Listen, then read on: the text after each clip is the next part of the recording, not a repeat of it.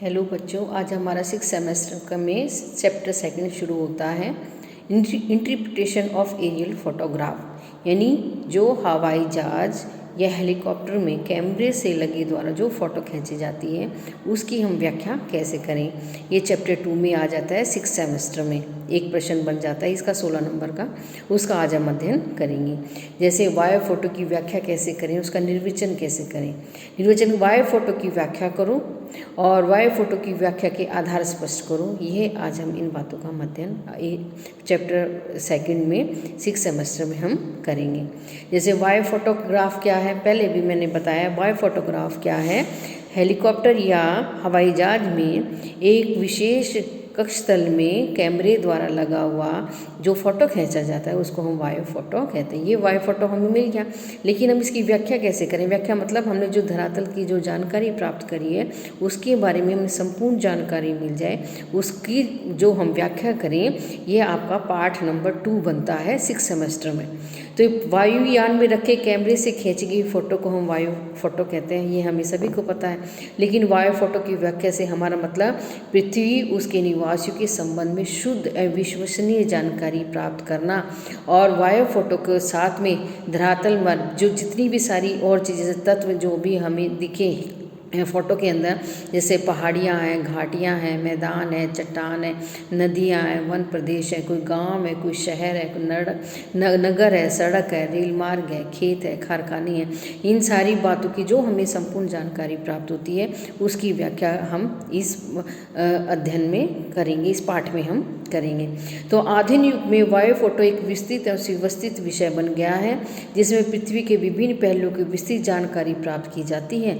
वायु फोटो में अधिकतर श्याम श्वेत यानी ब्लैक एंड वाइट फोटो हमें प्राप्त होती है, और फिर इसमें रंगों का अभाव होता है। अब बिना जो काली और सफ़ेद एक फ़ोटो है और उसमें रंगों का अभाव है, जैसे हमें पेड़ से हरे रंग से पता चल जाता है कि यहाँ पे वनस्पति है, लेकिन अगर उसमें काला सफ़ेद ही रंग हो तो हम कैसे व्याख्या करेंगे, हमें कैसे पता चलेगी कि हमने किसी धरातल की जो फ़ोटो खींची है उसकी हम कैसे व्याख्या करें, हम कैसे पता करें कि ये क्या चीज़ है जिससे हमें संपूर्ण सटीक जानकारी प्राप्त हो। तो ये वायुयान से धरातल को देखना भी एक संभव नहीं होता। एक विस्तृत, एक संपूर्ण क्षेत्र, इतना बड़ा क्षेत्र हमें दिखाई देता है कि उसकी हम व्याख्या हम आसानी से नहीं कर सकते हैं। इन फोटोग्राफी के अध्ययन से जो एक अध्ययन करना होता है और संबंधित क्षेत्र का जो ऊंचाई नीचाई, वनस्पति, कृषि, सड़क, रेल मार्ग, कई अन्य प्राकृतिक मानवीय तत्वों के संबंध में जो हमें जानकारी प्राप्त होती है और जो जानकारी प्राप्त करके हम जो व्याख्या करते हैं उसको हम वायु फोटो की व्याख्या निर्वचन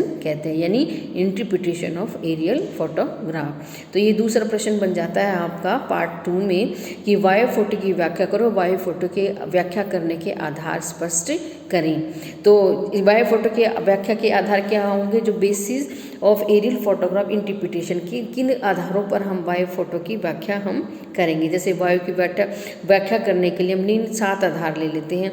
जैसे आकार ले लें, सबसे पहले तो हम आकार ले लें कि वायु फोटो पर प्रदर्शित अधिकांश तत्वों की पहचान उनके आकार के आधार पर की जा सकती है। उदाहरण के घरों की तुलना, जैसे घर का आकार अलग मिलेगा, औद्योगिक प्रदेश की तुलना यानी फैक्ट्रियों का आकार अलग मिलेगा, व्यापारिक क्षेत्र, कोई मंडी है, कोई अस्पताल है, कोई और बहुत बड़ी सरकारी इमारत है, इनका आकार का अलग अलग आकार होता है। तो और इन दोनों की अलग अलग पहचान करना आसानी हो जाती है व्याख्या करने में। तो इस प्रकार खेतों का आकार अलग होता है, वन का आकार अलग होता है, किसी में फलों के बाग का आकार अलग होता है, और इनकी सारी अलग अलग सघनता, अलग अलग जो टाइप्स मिलता है उस अनुमान के अनुसार हम किसी प्रदेश की आकार के आधार पर हम उस प्रदेश की व्याख्या कर सकते हैं। और फिर सेकंड नंबर आ जाता है आकृति। पहले मैंने बताई आकार यानी किसी जैसे घर का आकार अलग होगा, खेत का आकार अलग होगा, किसी व्यापारिक स्थल का आकार अलग होगा, किसी सरकारी बिल्डिंग का आकार अलग होगा। तो हमें देखते ही हमारे दिमाग में जो अनुभव होगा उस आधार पर हम उस क्षेत्र की व्याख्या कर सकते हैं। दूसरा आ जाता है आकृति यानी शेप, यानी वायु फोटो पर प्रदर्शित तत्वों की आकृति के अध्ययन से भी बड़ी सहायता मिलती है। सामान्य परिस्थिति में प्राकृतिक लक्षण के द्वारा अनियमित मानवीय लक्षण यानी अनियमित यानी जो भी अनियमित होगी, जो प्राकृतिक रूप से जो धरातल होगा वो अनियमित होगा, उसमें कोई व्यवस्थित ढंग नहीं होगा। लेकिन जो मानव द्वारा कृत जो धरा वो होगा वो व्यवस्थित होगा। मानवीय लक्षणों की आकृति अलग होगी, एक नियमित होती है, उसमें एक आकार होता है। उदाहरण के लिए लोगों के घर, कारखाने, सड़क, व्यापारी कारखाने और खेत के मैदान, बाग बगीचे आदि सभी लक्षणों को एक ज्यामितीय आकृति होती है। एक ज्यामितीय आकृति होती है, उस आधार पर उस क्षेत्र की हम व्याख्या कर सकते हैं। और इसकी नियमित यानी एक लंबाई चौड़ाई एक नियमित आकृति होती है। इसके विपरीत नदी, तालाब, झील, वन, क्षेत्र, मरुस्थल आदि की ज्यामितीय आकृति अलग होती है, इनकी कोई विशेष आकृति नहीं होती है। अतः विभिन्न तत्वों की आकृति को देखकर इस बात का अनुमान लगा सकते हैं कि ये किस वर्ग का क्षेत्र है। यानी कोई जैसे कोई जल का तालाब आ गया, उसकी क्या आकृति होगी, तालाब की ऐसे देख के हम बता सकते हैं कि ये तालाब है। कोई नदी या नहर बह रही है, उसको देख के हम बता सकते हैं कि नदी है, नहर है। कोई आकृति, कोई लंबी सीधी इमारत होगी तो इमारत को देख के हम पता कर लेंगे कि ये कैसी आकृति का, ये पेड़ की आकृति है, ये किस चीज़ की आकृति है, खेत की आकृति। आकृति के आधार पर हम किसी क्षेत्र की व्याख्या कर सकते हैं। अब गठन यानी टेक्सचर, मैंने वायु फोटो में कितने आभा की बनावट है तो उसमें मिलने वाले लघु अंतरों को प्रतिरूप को गठन कहते हैं।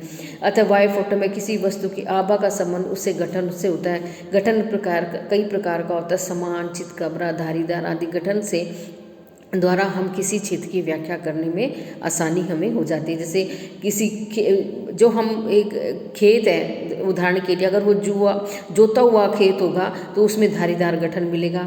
और झाड़ियों का महीन यानी झाड़ियाँ होंगी, वहाँ पे खूब सारी चितकबरा गठन मिलेगी। अलग अलग जगह पर अलग अलग झाड़ियाँ दिखाई देंगी, वो उसमें चितकबरा गठन होगा। वनों का मोटा यानी वन जो होंगे वो अलग अलग मोटे चितकबरे रूप में हमें वन एरियल फोटोग्राफ में हमें दिखाई देंगे। यानी ये गठन होता है, यानी एक जगह पर किस हिसाब से गठन बना हुआ है उसके द्वारा हम व्याख्या कर सकते हैं। आभा यानी टोन और शेड एक ही कारण बनता है कि इंटरप्रिटेशन करने के लिए एरियल फोटोग्राफ का। जैसे शाम जो ब्लैक एंड वाइट फोटोग्राफ होगी वो क्या होगी, ग्रे रंग की होगी, घुसे रंग की होगी, लेकिन उसमें अनेक आभाएं होती हैं जिससे उसका गहरापन अधिक मात्रा में हमें दिखाई दे जाता है। जैसे उस तल पर जो पड़ने वाला प्रकाश है वो उसको जिस पल पर गिरता है वो परिवर्तित होकर दोबारा आकाश में या धरातल से ऊपर जाने की कोशिश करता है। यानी वायु फोटो पर हल्की आभा वाले जो स्थान दिखाई देते हैं वहाँ पे क्या होता है, कम परिवर्तन होता है। अधिक गहरे वाला जो स्थान होता है वहाँ पर कम परिवर्तन दिखाई देता है।